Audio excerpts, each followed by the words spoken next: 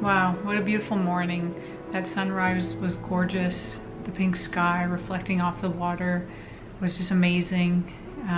We've been lucky to get warmer weather here in Calgary this week. Today was +10, so it's feeling like spring around here.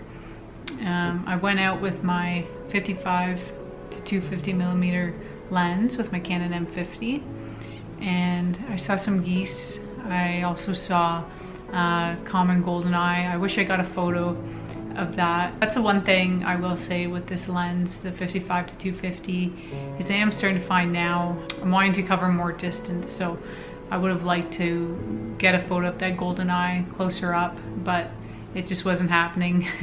It just kept swimming away, which is classic, as you know, when you're shooting wildlife photography. But I managed to capture these sparrows with my 55-250mm, and I was just so happy to get those images. Some days, especially with shooting wildlife, it's not always going to be easy. You're not always going to even find wildlife. Some days you're just out looking and you're not seeing anything. And for me, that was kind of today. I did have a really nice morning.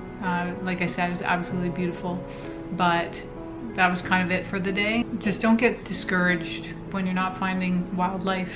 It's just beautiful to be outside in nature and being outdoors and practicing our photography and learning more, and that's gonna happen.